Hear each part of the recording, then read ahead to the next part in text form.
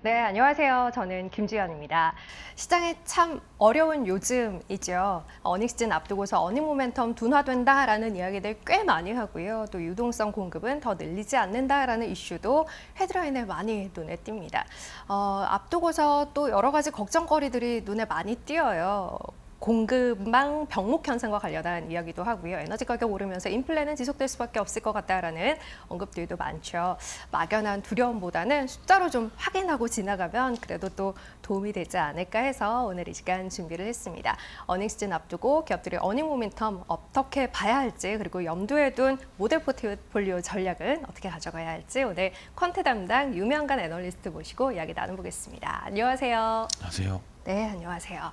제가 좀 전에도 이야기를 했는데요. 요즘 굉장히 많이 눈에 띄는 단어 가운데 하나가 어닝 모멘텀의 둔화예요. 9월장 사실 힘들었던 이유에 대해서 그 부분을 이야기하는 분들도 많으시고요.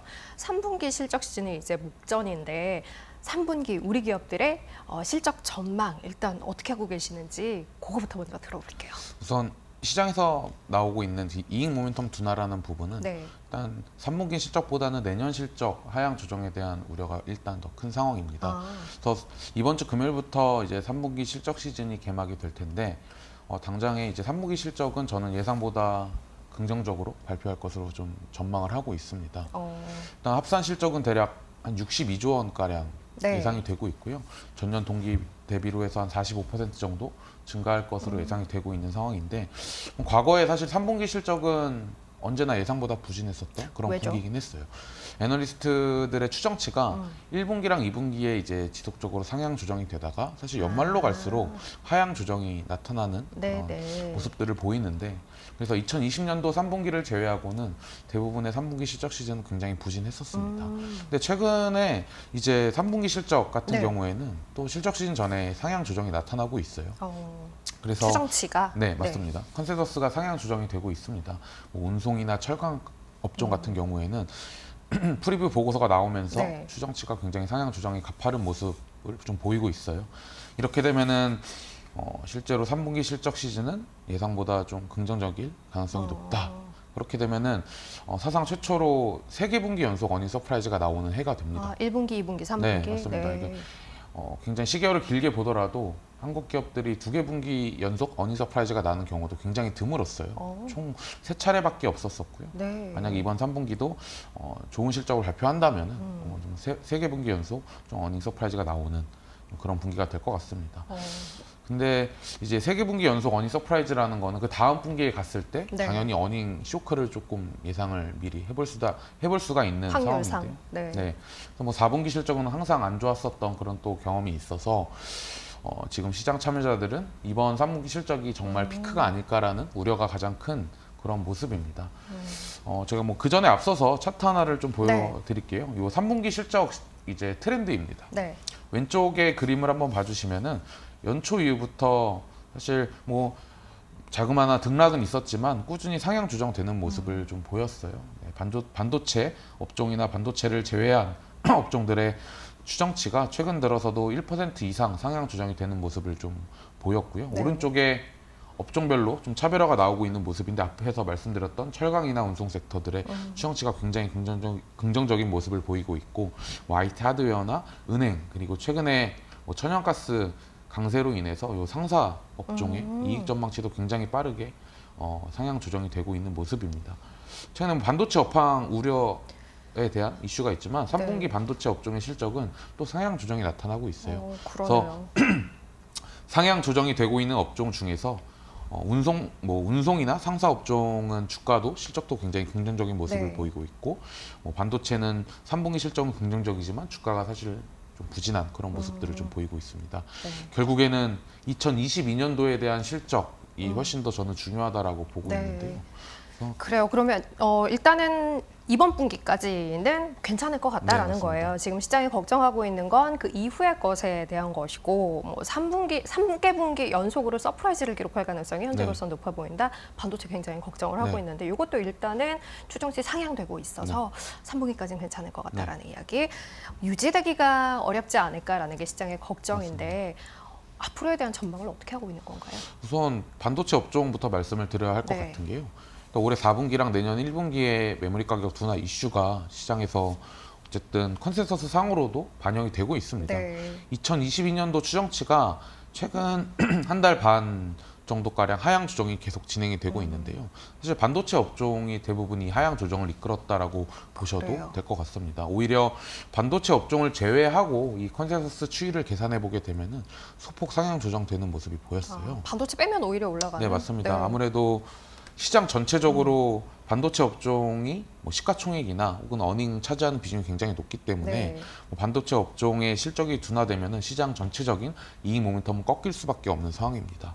그래서 사실 반도체 업종을 제외하고 봤을 때에는 한 달 동안 0.7%가량 상향 조정이 됐어요. 그래서 오른쪽에 또 업종별로 보시면은 운송이나 철강, 상사 그리고 IT 하드웨어 같은 업종들은 3분기 실적도 긍정적이고 올해 내년 실적도 모멘텀이 여전히 그러네요. 살아있는 그런 업종들이라고 보시면 될 것 같습니다. 뭐 실적의 변화에 대해서도 말씀드렸지만 뭐 이미 다 잘 아실 것 같은데 내년도 갔을 때에는 한국 기업들의 이익 증가율이 10% 초반으로 내려오게 되거든요. 네. 올해 한 70% 이상 증가율이 예상. 많이 꺾여요. 네, 맞습니다. 증가율 자체가 둔화된다라는 점도 최근에 이익 모멘텀 둔화에 좀 포함되어 있는 이슈라고 봐주시면 좋을 것 같습니다. 그래요. 눈에 띄는 건 반도체가 뭐 어쨌든 이번 분기까지는 괜찮은데 내년으로 가면 이익 추정치의 하향을 이끌어가고 있는 것이라는 게 눈에 들어오네요. 이걸 일단 뭐 주가도 미리 반영하고 있는 것 같기는 한데 언제쯤 반등의 포인트를 찾을 수 있을지 그거 이제 저희 이익 추정치의 변화와 함께 맞물려서 보면 될 것 같고요. 내년도 그러면 업종별 이익 기여도는 어떤지도 좀 볼까요?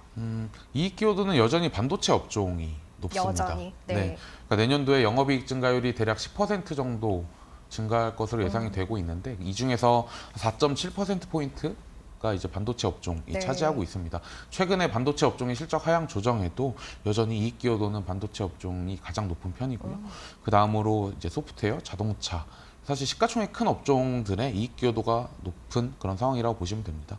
특이한 건 이제 호텔 레저 업종의 이익 기여도가 굉장히 높다라는 부분인데요. 그러네요. 사실 코로나가 사실 생각보다 저희가 예상했던 것보다 장기화가 되면서 네. 다른 기업들보다는 실적 턴어라운드가 조금 늦어졌습니다. 이러한 관점에서는 뭐 호텔 레저, 운송 이런 섹터들 이제 내년도에 갔을 때 이익 증가율 둔화에서는 조금 자유로울 수 있는 오히려 섹터라고 볼 수가 있습니다. 움츠렀던 만큼 강하게 맞습니다. 튀어오를 가능성이 네, 이쪽이 좀 맞습니다. 있어 보인다라는 거.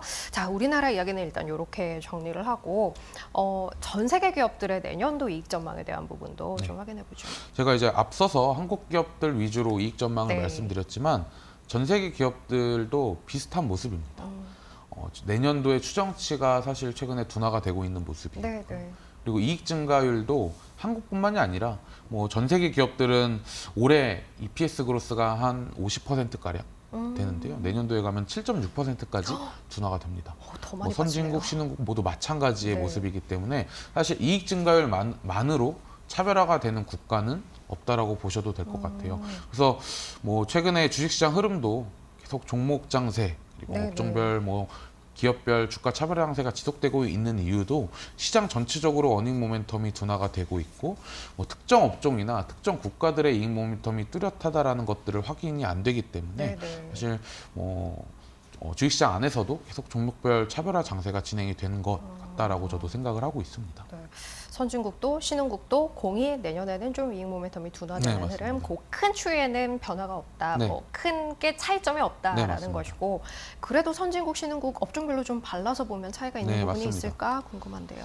일단 선진국은 여전히 이익 모멘텀 관점에서는 저는 긍정적으로 좀 바라보고 있습니다. 최근에 상향 조정이 되는 폭 자체가 좀 둔화가 되고 있는 모습을 보이고 있지만 여전히 그래도 플러스를 유지하고 있는 것만으로도 사실 긍정적으로 바라봐야 한다라는 점이고요. 네. 다만 신흥국은 이 상향 조정이 되는 업종과 하향 조정이 되는 업종의 차이가 굉장히 심해졌습니다. 그래요. 왼쪽 하단에 신흥국 이제 섹터별 12개월 EPS 변화율을 제가 넣어놨는데요.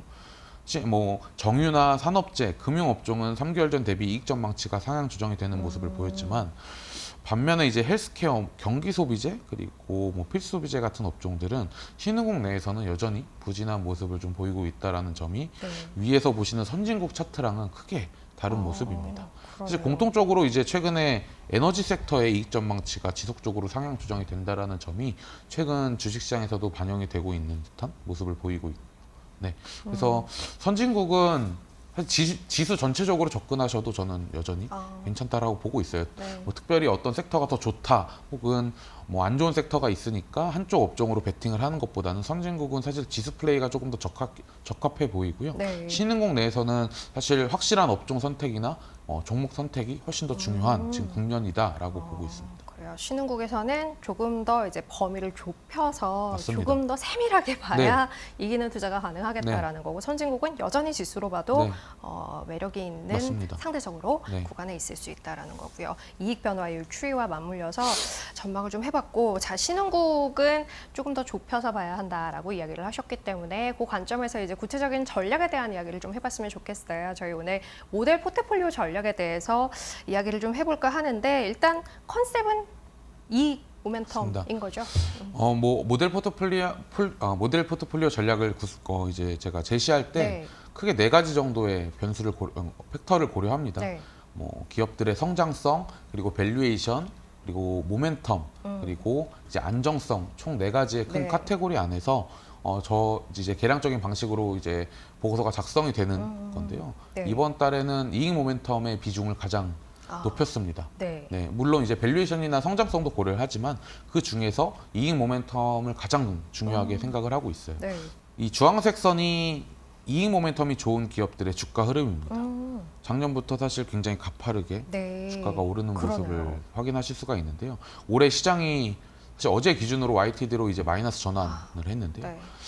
그 중에서도 이익 모멘텀 포트폴리오는 그래도 여전히 플러스를 기록을 했습니다. 그러니까 기업들의 밸류에이션을 저희가 더 줘서 주가가 오르길 기대하기보다는 네. 실적이 저희가 기대하는 것보다 상향 조정되는 그런 이익 모멘텀이 좋은 기업들 위주로 포트폴리오를 구성하는 게 사실 뭐 투자자분들이 가장 뭐 조금 쉽게 접근하실 수 있는 방법인 것 같고요. 네. 네. 뭐 종목도 제가 준비를 해왔지만 네네. 이거는 제가 홈페이지에 저희가 올려놔서 조금 참고해 주시면 좋을 것 네. 같습니다. 자, 일단은 이익 모멘텀에 보다 무게를 실은 포트폴리오 전략을 이달에는 특히 더 권한다라는 거예요. 네. 뭐 여러 가지 이제 조건들이 있습니다만, 지금은 뭐 모멘텀이나 밸류에이션, 뭐 안정성, 성장성 이런 것보다도 이익 모멘텀에 초점을 둔 전략이 시장 내에서 좀 먹히지 않나라는 거, 일단 주가 흐름을 통해서도 확인할 수 있고 그 전략을 유지해 가는 거고요. 스크리닝 조건이 뭔지 물론 뭐 종목들 따로 이제 저희 페이지에서 확인하실 수 있습니다만 설명도 좀 부탁드릴게요. 네, 우선 모델 포트폴리오를 이제 결론을 말씀드리기 전에 네. 이제 조금 이익 모멘텀을 조금 세분화하는 자료를 사실 직전에 한 번 더 냈습니다. 그래서 3분기 실적이 앞에서 제가 예상보다 좋다라고 말씀을 드렸고, 네. 그런데 내년도의 실적에 대한 우려가 지금 높기 때문에 그렇죠. 올해 추정치가 상향 조정되는 퍼센테이지보다 내년도에 상향 조정되는 퍼센테이지가 더 높은 업종이나 기업들이 사실 업황 둔화에 대한 우려에서도 자유로울 수 있는 기업이 될 거다. 올해보다 내년이 더 맞습니다. 좋은. 네. 그래서 모델 포트폴리오는 사실 업종의 배분에 관련된 보고서인데요. 네. 조금 이제 액티브한 자료로서 제가 지난주에 한번 제시를 했었던 게 이러한 올해보다 내년 전망이 더 긍정적인 업종이라는 보고서를 좀 네네. 작성을 했었습니다.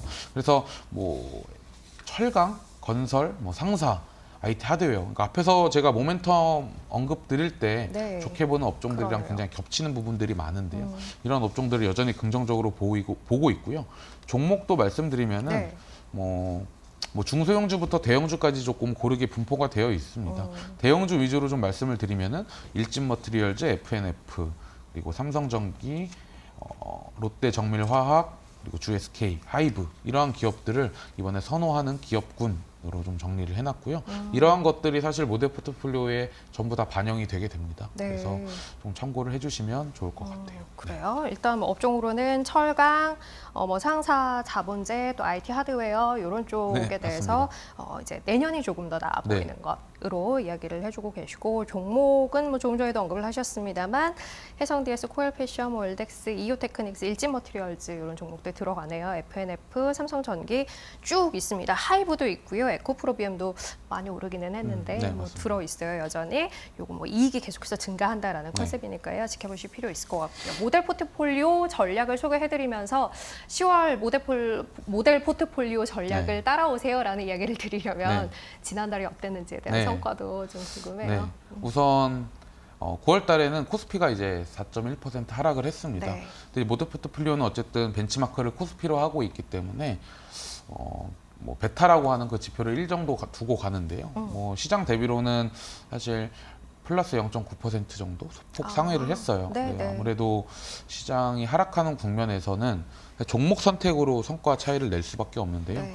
제가 모델 포트폴리오의 주력으로 포함을 시켰었던 LNF 일진 머티리얼즈가 수익률이 굉장히 좋았습니다. 네, 그래서 이러한 기업들의 성과 때문에 시장 대비로는 네. 아웃퍼폼하는 결과를 좀 보였고요. 반면에 좀 규제 이슈가 있었던 카카오의 조금 수익률이 안 좋으면서 성과를 네. 조금 둔화시키는 그런 모습들을 보였습니다. 카카오, 뭐 네이버 이런 쪽은 좀 맞습니다. 힘들었어요. 네. 포스코케미칼도 있고 일지머티리얼즈도 있고 네. LNF도 있고 2차 전지 소재 쪽으로는 뭐 여전히 맞습니다. 좋은 한 달이었고 이게 모델 포트폴리오 내에도 들어있었던 효자 종목들이었다라고 맞습니다. 정리를 해주셨네요. 마지막으로 그러면 10월 모델 포트폴리오 전략 정리를 좀 하고 네. 마무리할까요? 우선 앞에서 말씀드렸던 뭐 운송이나 네. 철강 업종 그리고 IT 하드웨어 상사 업종은 뭐 3분기 실적뿐만이 아니라 내년도 실적 모멘텀도 저는 여전히 살아 있다라고 보고 있습니다. 그래서 10월 달에도 이러한 업종들의 비중을 높여서 가는 게 유리하다라고 판단을 하고 있고요. 뭐 대표 기업으로는 대한항공이랑 현대제철, LG이노텍, GSK, SK이노베이션을 좀 뽑았습니다. 네. 이게 사실 모델 포트폴리오다 보니까 제가 앞서서 코스피를 벤치마크로 하는 그런 자료다 보니까요. 시가총액이 큰 기업들 위주로 편입이 되어 있습니다. 그러네요. 근데 이제 보고서의 마지막 페이지 보시면은 전체 구성 종목이 좀 나오게 되는데요. 사실 개인 투자자분들은 이런 업종 배분보다는 사실 종목의 선택이 훨씬 더 그렇죠. 관심이 많으실 것 같아서 뭐 그 부분은 보고서에서 좀 찾아보시면 좋을 것 같고요. 반면에 저는 유틸리티나 이 소프트웨어, 반도체 그리고 증권, 조선 업종은 비중을 좀 줄여놨어요, 상대적으로. 네, 이제 비중을 뭐 확대시킨 업종과 비중을 축소시킨 업종을 좀 구별을 해주셨으면 좋을 네. 것 같고요. 뭐 유틸리티 업종 내에서는 사실 유틸리티 안에서는 뭐 한국가스공사 같은 경우에는 여전히 네. 뭐 천연가스 가격이 오르면서 주가가 긍정적인 모습을 보이고 있어서 유틸리티 업종 내에서는 한국전력 대신에 한국가스공사로 이번에 편입을 좀 시켰습니다. 네네. 이제 그러한 부분들은 사실 보고서를 확인하시면은 조금 더 상세하게 확인을 하실 수 있을 것 같고요. 네. 뭐 화장품 의류 섹터도 이번에 제가 비중을 늘렸는데요. 뭐 FNF를 여전히 가장 선호하고 있습니다. 네. FNF는 제가 사실 뭐 계속 지속적으로 말씀드렸었던 부분이 이제 수급적으로 굉장히 불안정한 상황에서는 이제 패시브 이벤트들의 주목을 하자라는 네네. 부분을 뭐 따로 코멘트를 드린 적이 있는데 이 FNF는 어쨌든 좀 패시브 수급도 좀 기대가 될 수 있는 부분이 있어서 그러한 부분들이 이 모델 포트폴리오 안에 전부 다 반영이 되고 있다라고 보시면 될 것 같아요. 알겠습니다. 오늘 이제 쭉 어닝 시즌 앞두고서 이번 어닝 시즌 그리고 조금 더 시계열을 넓혀서 내년도까지 어닝 전망 어떻게 해야 할지에 대한 이야기를 좀 들어봤어요. 뭐 언제고 사실 가장 중요한 게 기업들의 실적이긴 합니다만 지금은 조금 더 다른 변수들이 조금 이제 누르는 역할을 하고 있는 상황이니만큼 이익에 집중해야 할 때가 아닌가라는 관점에서 이익 모멘텀에 무게를 둔 10월 모델 포트폴리오 전략까지 함께 소개해드렸습니다. 유명간 애널리스트 함께했어요. 고맙습니다. 감사합니다. 네. 자, 저희 앞서도 이야기를 드렸듯이 구체적인 종목들은요, 저희 홈페이지에 가시면 유명간 애널리스트 자료, 모델 포트폴리오 전략 자료에서 확인하실 수 있으니까요. 구체적인 종목들 꼼꼼하게 챙기시면 조금 더 도움이 되지 않을까 싶습니다. 오늘은 저 여기서 마무리할게요. 고맙습니다.